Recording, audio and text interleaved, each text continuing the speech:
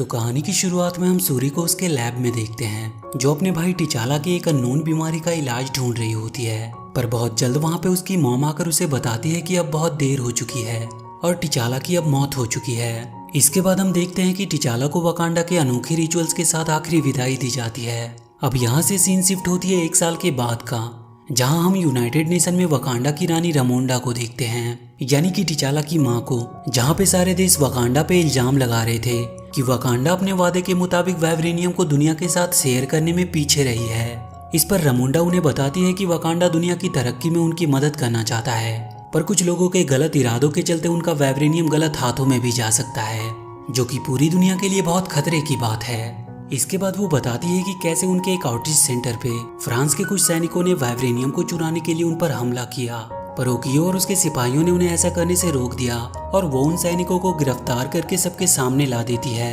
इसके साथ ही वो बाकी सभी देशों को वार्न करती है कि वकांडा ने जरूर अपना राजा खोया है, पर वो अब भी अपनी धरती और उसके रिसोर्सेज की सुरक्षा अच्छे से कर सकते हैं। इसके बाद हम अटलांटिक ओशियन में एक मिलिट्री बेस को देखते हैं, जहाँ कुछ वैज्ञानिक एक वाइब्रेनियम डिटेक्टर की मदद से ओशियन के अंदर वाइब्रेनियम की तलाश कर रहे थे। पर तभी अचानक से उनके ऊपर एक हमला होता है। ये लोग वहाँ अटलांटिक के रहने वाले थे और उन्हें टेलोकेंस कहा जाता है। उन्हें लगता है कि वो लोग वाइब्रेनियम को ढूंढने में उनके लोगों को भी खत्म कर देंगे, इसीलिए वो लोग उन पर हमला करके उन लोगों को मार देते हैं।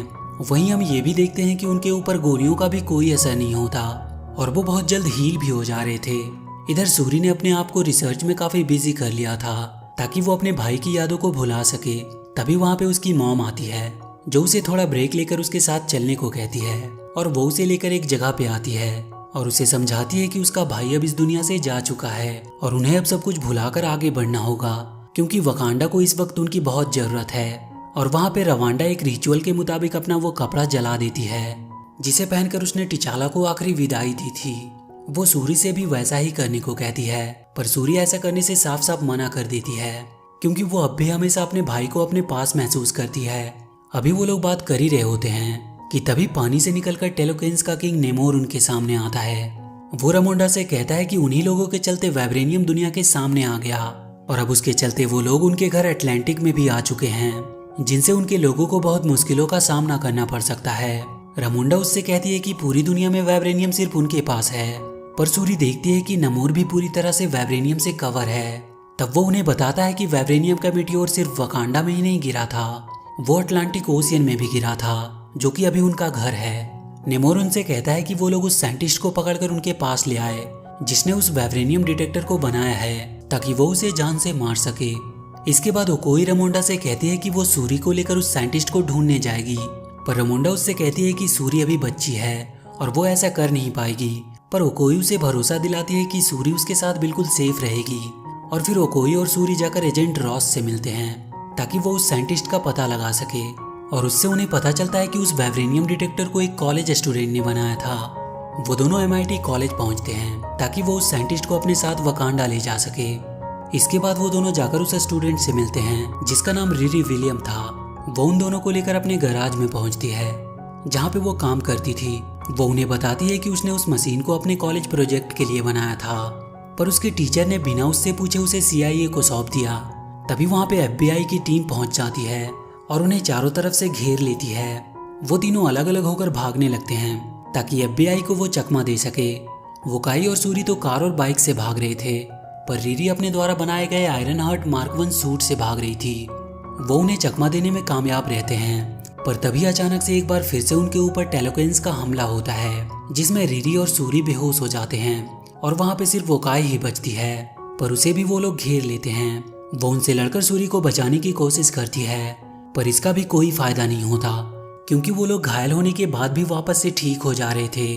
वो लोग ओकाई को मारकर नीचे पानी में फेंक देते हैं और वो सूरी और रीरी को अपने साथ ले जाते हैं। अगले दिन एजेंट रॉस अपने बॉस के साथ उस जगह पे पहुंचता है जहाँ पे वो हमला हुआ था, और वहीं पे उसे सूरी का वो ब्रेसलेट मिलता है जिसे वो सबसे छुपाकर अपने पास रख लेता है।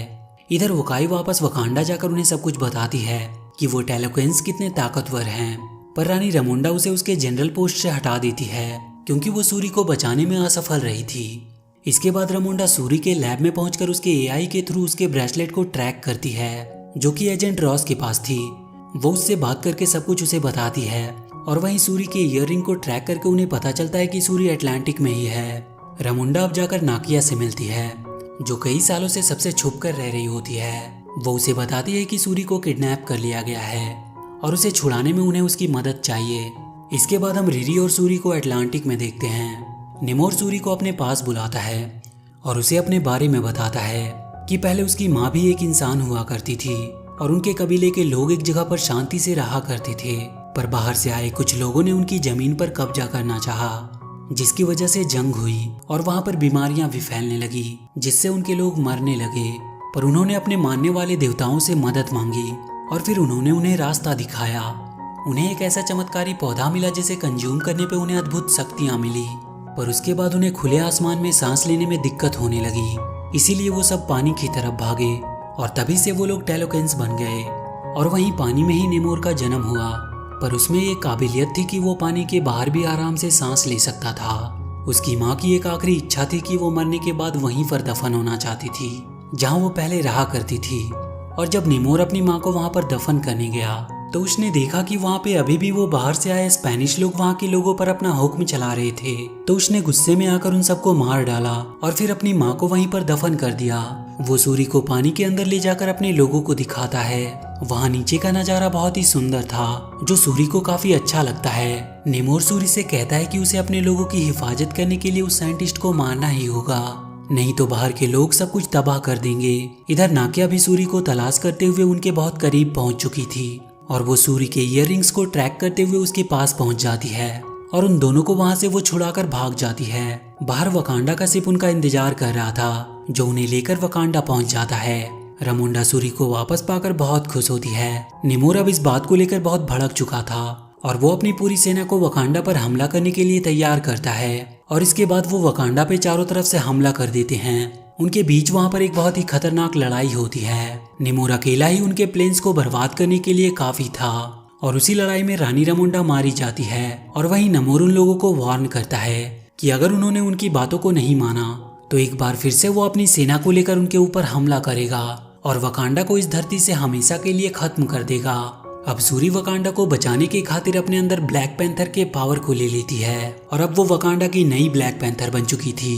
इसके बाद वो अपनी सेना को तैयार करती है और अपनी रानी का बदला लेने के लिए वो अटलांटिक के बीच में टेलोकेन से लड़ने के लिए पहुंचती है और वहां वो उन पर हमला कर देते हैं। उनके बीच लड़ाई शुरू हो जाती है और एक बहुत लंबी फाइट चलती है। लड़ाई करते हुए सूरी को नेमोर की कमजोरी का पता चलता है। वो देखती है कि नेमोर को उसकी पावर्स पानी से मिलती है और पानी के बाहर होके भी उसके अंदर कुछ मात्रा में पानी रहती ही है। इसी कमजोरी का फायदा उठाते हुए सूरी उस पर अपने द्वारा बनाए गए ड्रायर का यूज करती है और वो किसी तरह उसे हरा देती है। वो उसे जान से मार देना चाहती थी, पर तभी उसे उसकी मॉम की बात याद आती है और वो नेमोर को माफ करके जिंदा छोड़ देती है। नेमोर और उसकी सेना हार मानकर सरेंडर कर चुके थे। इसके बाद वो सब वकांडा वापस आ जाते हैं और अब वकांडा का नया राजा अम्बाकू को बना दिया जाता है, क्योंकि सूर्य भी इन सब चीजों के लिए अच्छे तरह से तैयार नहीं थी। और वहीं हम नेमोर को अपने लोगों से बात करते हुए सुनते हैं। वो कह रहा होता है कि अब वकांडा के ऊपर बहुत सारा खतरा आने वाला है और तब उन्हें हमारी बहुत जरूरत पड़ने वाली है और हम उसी मौके का फायदा उठाकर उन्हें हराएंगे। इसके बाद हम सूरी को देखते हैं जो नाकिया से मिलने जाती है और वहीं वो भी अपने उस कपड़े को जला देती है जिसे पहनकर उसने अपने भाई टिचाला को आखिरी विदाई दी थी, क्योंकि अब वो जान चुकी थी कि उसे सब कुछ भुलाकर वकांडा की देखभाल करनी होगी। और इसी के साथ ये मूवी यहीं पर खत्म हो जाती है। तो वीडियो अगर अच्छी लगी हो तो please do like and share the video and please subscribe to my channel and press that bell icon.